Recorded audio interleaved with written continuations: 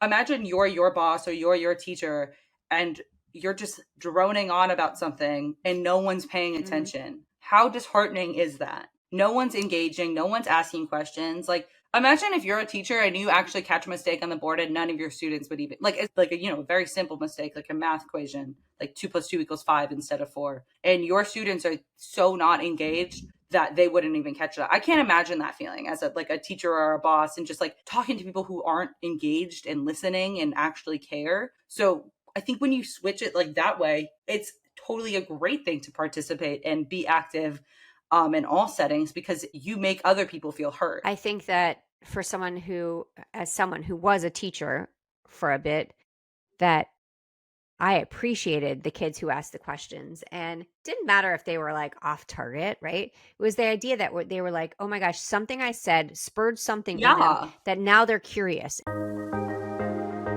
Welcome to Her Unshakeable Confidence with dynamic mother-daughter duo Simone and Olivia Knego, where they discuss the secrets of transformation and how to build bold confidence and unwavering resilience.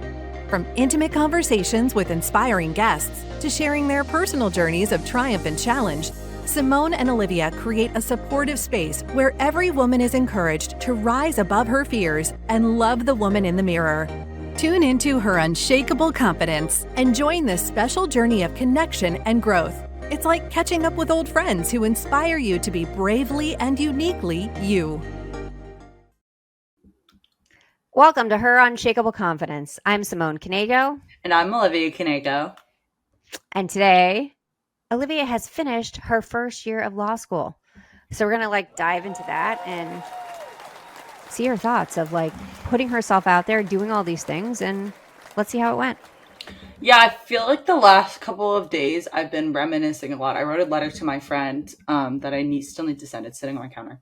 But I was talking about friendships a lot. And in the last couple of weeks, honestly, the last couple of months, this spring semester, I have now that I'm solid in my, I have my close girlfriends here and I have my boyfriend here. I'm very established now. I've been trying to put myself out there into other friend groups and social situations and, be more of a social butterfly. And I've had a good time doing it.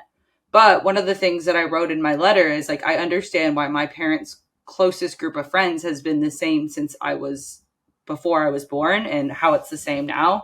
It's because it's going to sound bad after all this hype up. Some people really suck, but not a lot of them. Not all of them either.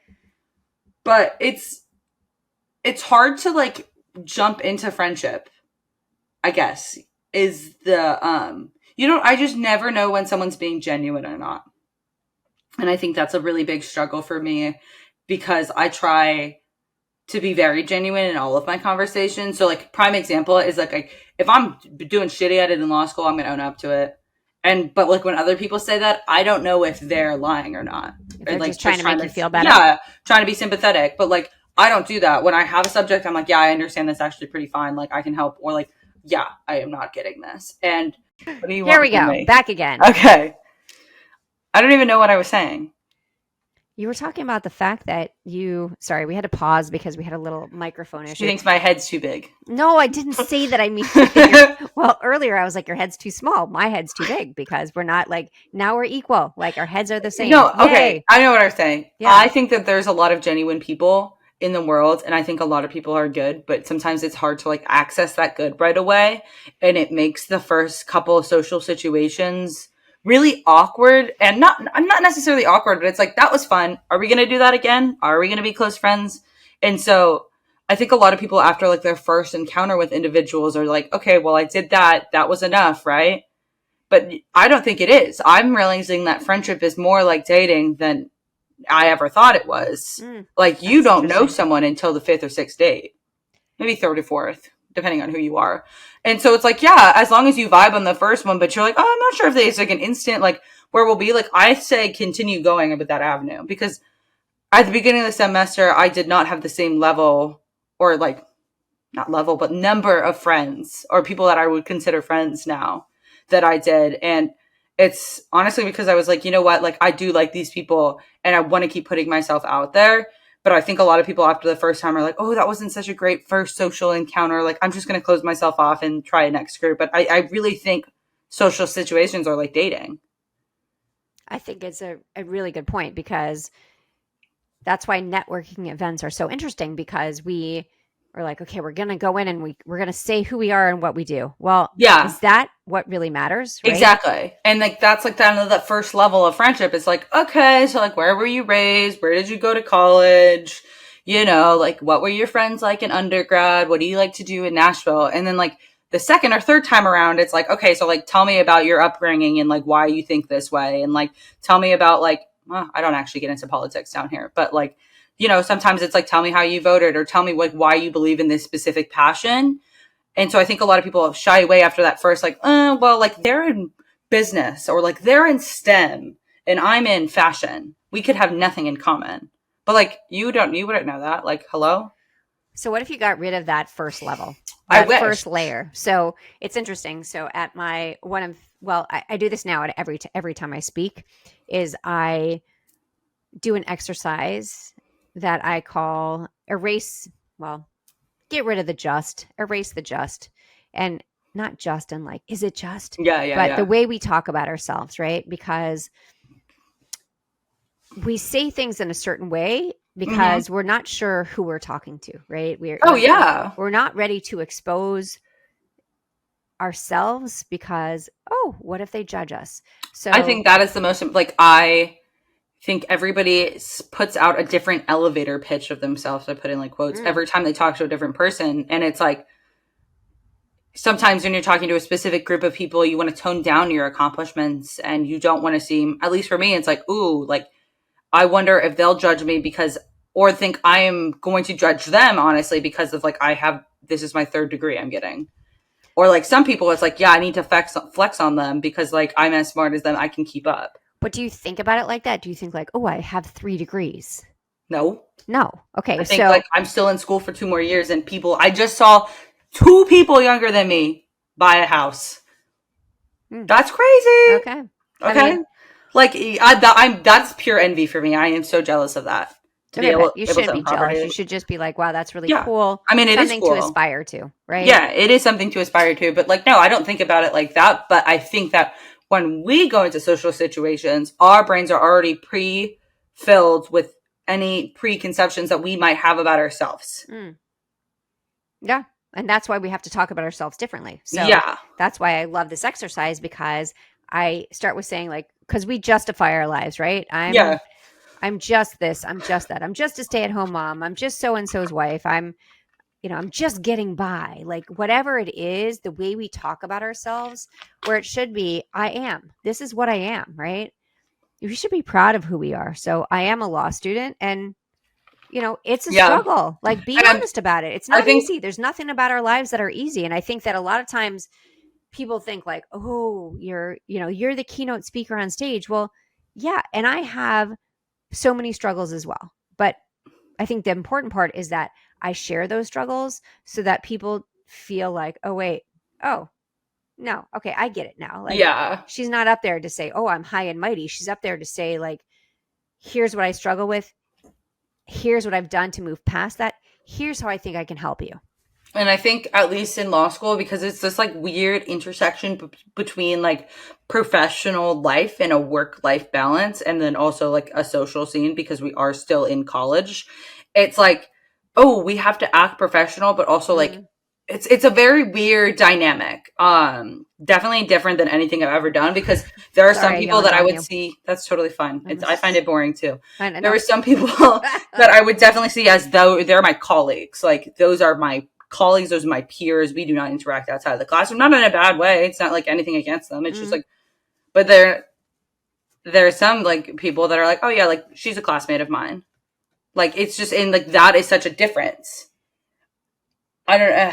But you're not going to be besties with everyone. I mean, that has been time a really long transition year for me. And I have realized even that I don't even care what people think about me. Like, why do I care besides my group of like 20 people that I love and adore? Who cares? Well, because if you're worried about what anybody else thinks, you can't be yourself. Yeah. And honestly, I've spent a lot of time because I'm not great in new social situations. I'm like looking back in college, I was like, it wasn't this bad in college. Yes, it was. I wanted to transfer out my entirety of my first year. I hated it. Wanted to leave so badly. And then I made my best friend. Yeah. And I just like, I say this to Emma too, because Emma, she started, my older sister, she started her master's program like 3 months after I started law school, maybe 2 months after I started law school. So like that point, I was like already established a little bit in my friend group. And one of the things I told her, I was like, nothing that I say right now is going to stick into you, but like all you need is that one person. But like I know how shitty that feeling is right now. And I think like once you get that one person, you keep getting worried of like, oh, but like what do they think about me? That doesn't matter. You know what matters in law school? Not even what your professors think, because everything's graded anonymously. What matters is how you do in your interviews, how you gain respect in the classroom, maybe even that, how you do on your exams. And those are things that are pretty much solely up to you and not up to other people's interpretations of you. And I'm going to take that a step further, because I think what really matters is how you feel about yourself. Amen. Right? So if you're worried about what everybody else is thinking and how you put yourself forward in the classroom, then you can't feel good about yourself, right? You're too worried about. That is one of the biggest things in the classroom. I'm a question asker. I don't see the point. This sounds shitty. I'll still go to office hours, but like I am paying to be in that classroom. If we have time, I am going to get my questions in, because why not? I'm paying to be there. And that's what a classroom is for. Anyways, I had someone say to me recently, they were like, actually, I'm really glad you asked my questions, because I get nervous in class. And like, I always know that you're going to ask the questions that I want. And I was like, okay, that was kind to hear. But I do have this internal debate every single time I like try to limit the questions I ask, because I'm like, I'm so worried about what someone will think if I ask one more question. Why does that matter? Who cares what they think? What impact are they going to have on my life? Right. Because affect your life. And I got told like, oh, but you need to be kind and considerate to all your classmates. I'm not saying that. What I'm saying is like, that's a different thing. But like one of the things was like, you need to be like considerate to your classmates and worry about what they think, because like future job opportunities. That I've realized recently is a bullshit answer, because if you go into a workplace and they're looking to hire someone and you're like, oh, I don't think so because they were a horrible person for like so and so and so, that's going to reflect poorly on you. So this is really interesting, because I think a lot of people struggle with this, with the idea of that you can't speak out, you can't speak up because, oh my gosh, what will other people think? And okay, I'm going to call it as bullshit, because anybody who's judging you for asking questions, I mean, that's just ridiculous in itself. I mean, I'm not going to lie, like every law student knows that there's a question master in the class. Surprisingly, not me. Weirdly enough. Another question master? Yeah. People that ask off topic or maybe very hypothetical related questions.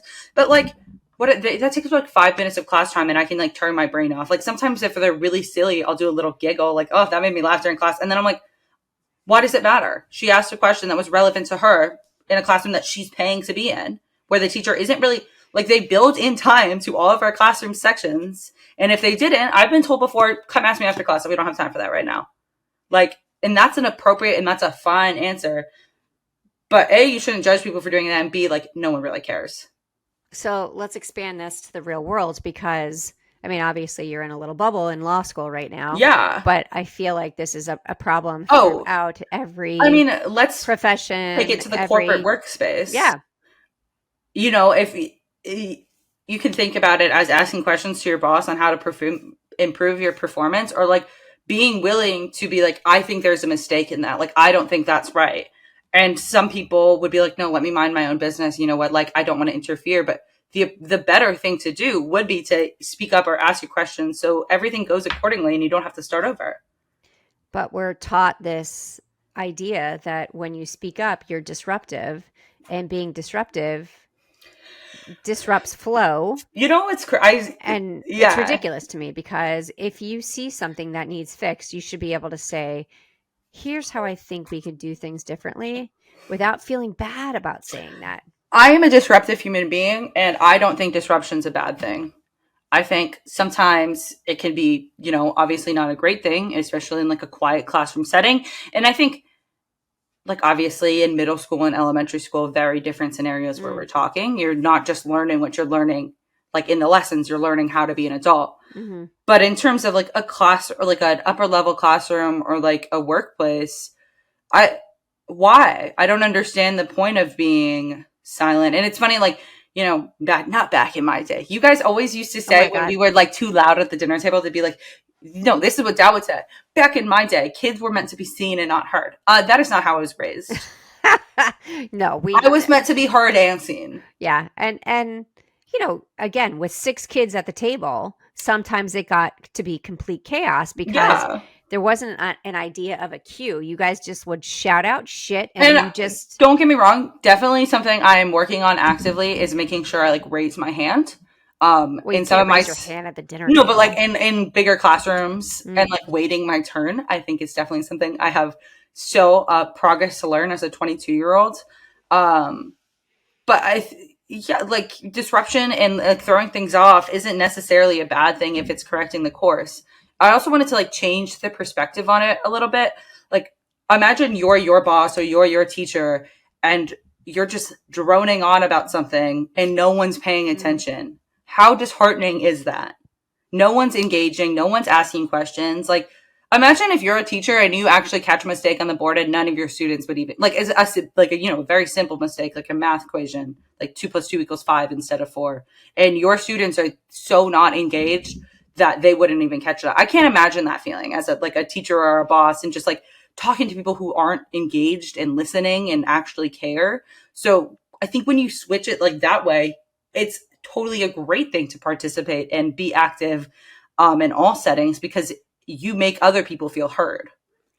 I think that for someone who was a teacher for a bit, that I appreciated the kids who asked the questions, and didn't matter if they were off target, right? It was the idea that they were like, oh my gosh, something I said spurred something in them Yeah. that now they're curious. And curiosity is the most important thing you can have, right? Is to be able to move forward and say, I wonder why that is. And disruption, I mean, again, in elementary school, it was disruption based on, it wasn't probably a positive disruption, but again, disruption is disruption. You want to make sure that every person is seen, they feel seen, and they feel heard, because Yeah. your opinion matters no matter what it is. And the problem is that we have been conditioned in our society to basically not speak up because we're so worried about being judged. Oh, yeah. And I think it's the opposite of what needs to be happening at this point. I think not that this ever matters. I don't think I've ever not been told if I start a sentence with a stupid question, this is a stupid question, there's no such thing as stupid questions. I've always, I don't think there's a single time that I've ever been told that. But my professor did give an anecdote one time about how they're almost near the end of the semester in class, and the student just asked the most basic question of how problems are set up. And it's can you imagine that understanding that you had? You didn't understand how to do this for the entire semester, and you just kind of almost wasted that time.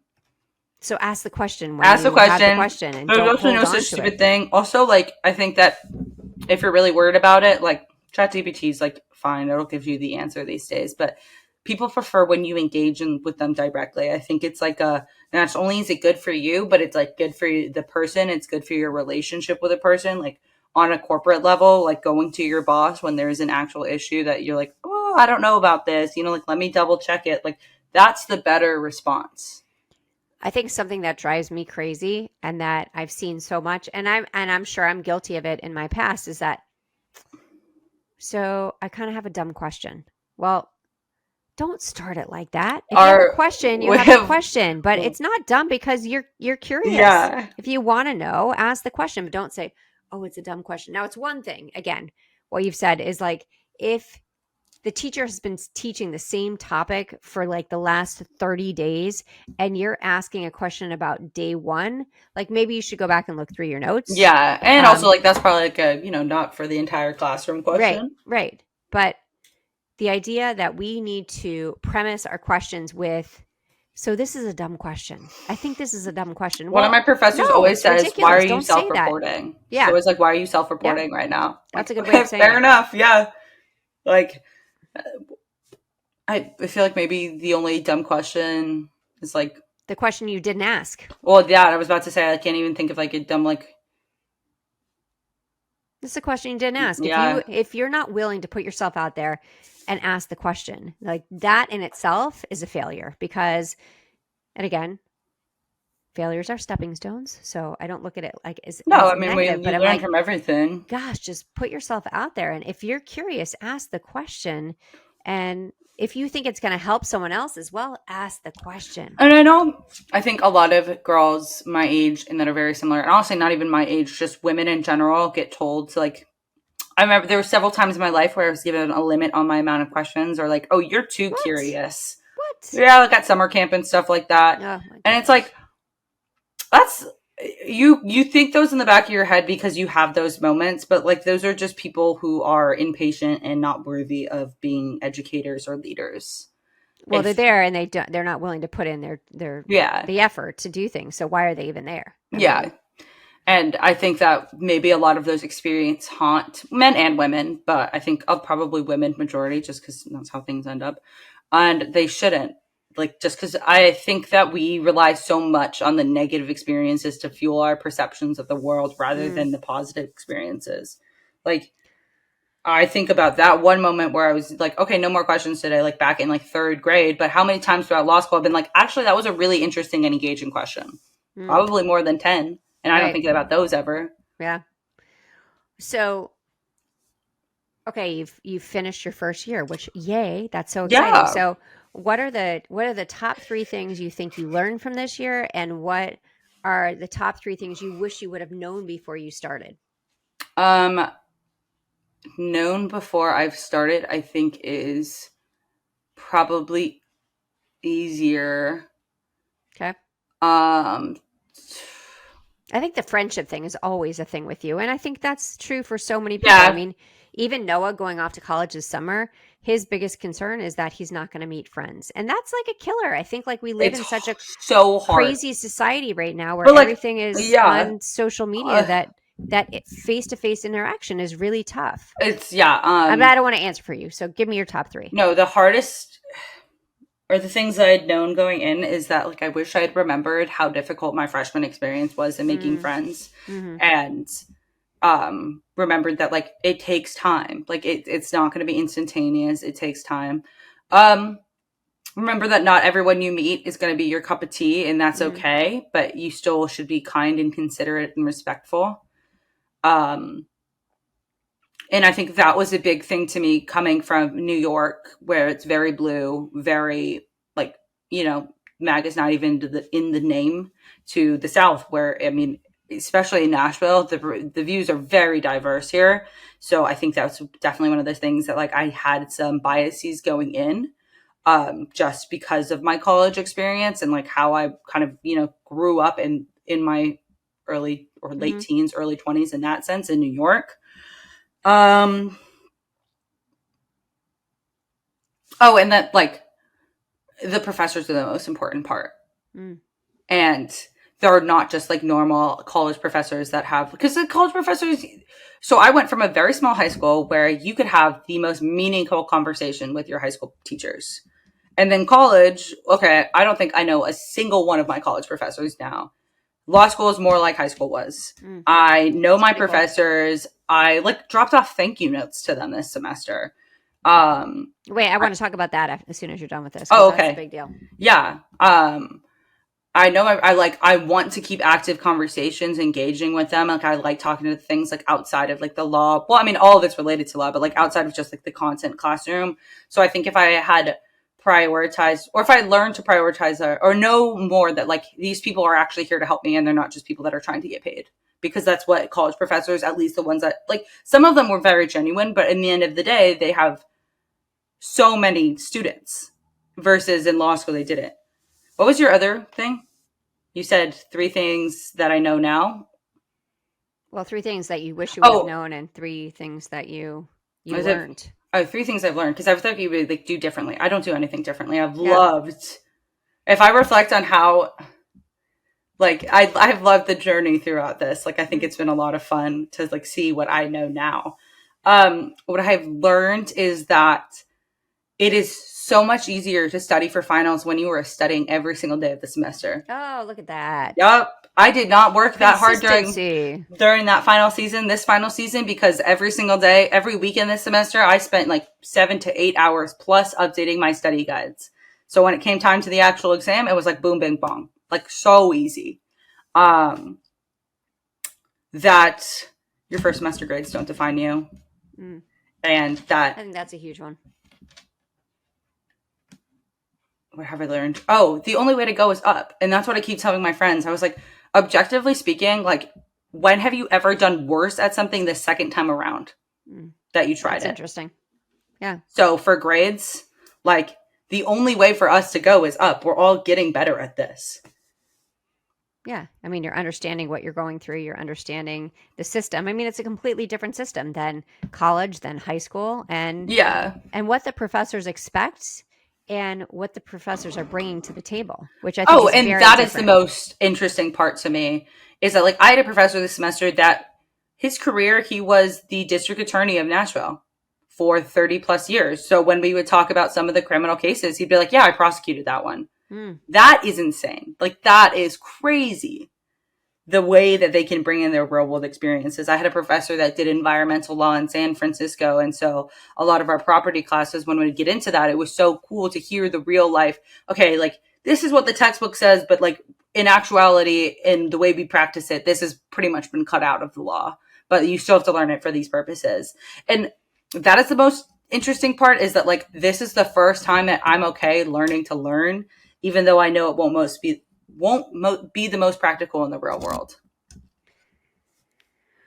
Which you wanted to ask me about my thank you letters. Yeah, because so I always sucked at thank you letters. Like, my parents were like, "Oh, you have to write a handwritten thank you letter." And I suck at them too, by the way. It took me 7 months to do my thank yous for my bat mitzvah. So This is not something I'm good at. However, but I love, let me say before you get started, I love getting a handwritten thank you letter. And there was a guy who was the head of cabinet, There was the head of cabinet, David Kessel. He would always write a handwritten thank you note. And that meant a lot. It means like he really cared. He took the time to acknowledge something that I've done. And it's more than just like, thanks, great job, right? It is. Yeah. It takes a lot. Now, I can tell you, I will probably never write handwritten thank you notes. Not because I don't want to, but because I feel like, oh my gosh, there's so many other things to do. But when you decide to take the time to do that, I think that it's very powerful. Yeah. So I wrote one for 2 professors. One of the professors is my advisor. And I honestly kind of talked about this conversation, and one of them helped me a lot with my, like, speaking abilities and, like, my confidence this semester. And so I was like, not just like, this was a great class, but it more of like, when I went into law school, like, after the first semester, my confidence was at an all-time low. And because of the experience, the opportunity you gave me, I have not been able, like, feel like I'm doing good now. And then one of them was like, I know I ask a lot of questions, and thank you for being appreciative and respectful every single time and answering all of my questions completely. Because, like, yeah, I know I take up a lot of time in class. Like, I know I do, but, like, none of them have ever, like, been, like, rude about it, or like, oh, well, it's because you care. Yeah, and I think, like, well, it's nice to have people that care about you. And it's not just like, oh, what's the pass rate in my class is going to be? It's like, I'm really struggling in this subject. Okay, come see me after class. Let's run through everything. Or like, I'm really confused how I like this. How is this going to play into the real world? They're not just limited to the classroom conversations. I can talk about things like, I'm so stressed for my future. Let's talk about it. And it feels more like high school in that way. A lot of things about law school feel like high school. But that is, like, the best part, in my opinion, about it, is that the relationships are so similar to what I had before when I was, a senior or a junior in school. And it's just, I don't know, it's really impactful to have someone care about you like that when they have no reason to. So how do we take this to the real world, right? I mean, you live in a little bubble right now because you're in law school. So, like, this same idea of how we move forward in certain situations when you're scared to ask the question, you don't feel like you're worthy, like all these different things. So what do you think? I think there is a lot of carryovers between, real world and the little bubble I'm in. I think, like we say, like, every episode, but, like, just being genuine is so important, because when you're not genuine, and this is what I was saying earlier, I can tell, and I don't necessarily want to be friends with you because I can feel that you're not telling me exactly, like, I feel like there's a barrier up, and I don't know if I wouldn't spend the time to do that a Right. lot of the times. And it makes me feel like, oh, she must not want to, or he must not want to talk to me. I'll move on. So I would remember that. And I feel like if you just change your thinking to like, what you're doing is helping others and it's not just serving you. Because I think a lot of people get bogged down by the idea of like asking questions or like speaking up because it's like, well, this is only for me. But it's for not only like your colleagues and your peers in that sense, but it's also for your boss or like, showing the speaker the speech that you're at that you're super engaged or whatever. Or even like talking to your kids, like show your kids that you just listened to the presentation they practiced on you. Show your kids that like you're keeping up with their assignments and such by like just asking basic questions. And I think the big takeaway from the professors is like treat people the way you want to be treated. And we were never, I talk about my friend Gracie and I, we talk about this a lot about how we weren't raised in a household that was like respect your elders. It was like respect the people that give you respect. Both of us were raised in that similar way. And I'm not saying I'm saying like be disrespectful to the people that are disrespectful to you, but rather be respectful to people so they're respectful to you back, and you have this like mutual understanding of kindness and respect and like being a good person. And that idea of, so I watched a movie the other night, okay? Which movie? And it's called The 6888. Okay. So it's about the only Black female battalion during World War II. So there's Oh, that's dope. 855 of them. And like they want to join the war. They want to make a difference for their country. And so they finally get assigned to do mail backlog. So there was a backlog of like 17 million pieces of mail. So people back home weren't hearing from their kids who were off to war, and their kids who were off to war weren't getting letters of reassurance. So like morale was at an all-time low. 17 million pieces of mail. It could have been even higher than that. Anyways, so these women were assigned to do this. Now they came in, they were put in like a shitty situation with an old school, and they cleaned it up and they did all the things, and they were able to turn it around. And they got so much negativity. So from the men running the different, again, I know nothing about the army, the military, but whatever. Like the white men who are running the stuff were basically telling them that they're worthless, like they're not doing their job.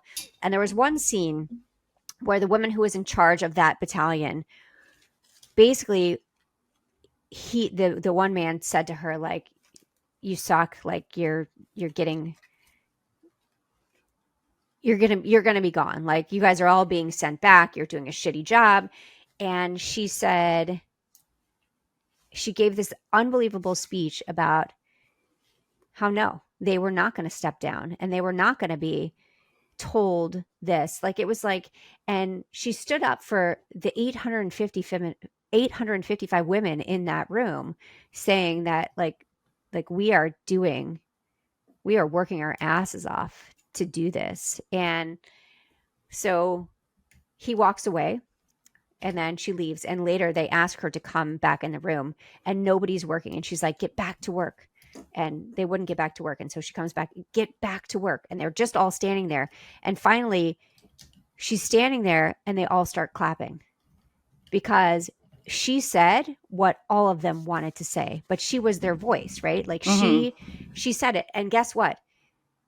They cleared that backlog. They were given 6 months to do the job. They cleared it in 3 months. 17 million pieces of mail where people finally heard from their families and had that motivation to kind of move forward. So anyways, those ideas of that, when we're feeling like that was a really long story. Sorry, because I should have had the details first. But that idea when we're feeling like we can't move forward or we can't ask the question or we can't speak up, like we have to speak up because we never know how our voice can impact the people around you. And sometimes the people around us need our voice to be able to move forward. So I think we have to remind ourselves of that all of the time. That's my 2 cents for the day. Okay. I thought it was good. Thank you. Okay. So confidence tip of the week. Oh, are you doing that first, or you want to do my calendar first? What do you want to do? Oh, you can go first. Okay, thank you. Appreciate that. Confident people aren't afraid to ask questions. Asking questions isn't a sign of weakness. It's a sign of self-assurance. It means you care about getting it right more than looking like you already know. So speak up, raise your hand, and remember, curiosity is a strength, not a flaw. That was Again, great, Mom. right? It's huge. Like, be curious, ask the questions, and don't worry about what anybody else is thinking, because if they're judging you, then they're not truly curious. And the point is to be able to ask questions that help the people around you and to help yourself. Amen. You're yawning now too. You know, It's what tiring. can I do? It's tiring. Okay, so it's not working. Now what? That's my quote for today. So it's not working. Now what? You ask the questions. That's what happens now. Yeah. Right? We You get move back forward. on that horse. Yeah. I mean, you know, when something falls apart, you don't just say, oh, I give up. You say, how could I do it differently? What could I do next? You ask the question so that you can move forward. Amen. There we go. Okay. So thank you for joining us on this week's episode of Her Unshakeable Confidence. Always remember, you are unshakable. Bye, guys. We'll see you next week. Thank you for listening to Her Unshakable Confidence with Simone and Olivia Knego. We hope this episode has made your day just a little bit brighter and given you the inspiration you need to confidently go about your week. Always remember to be authentically you.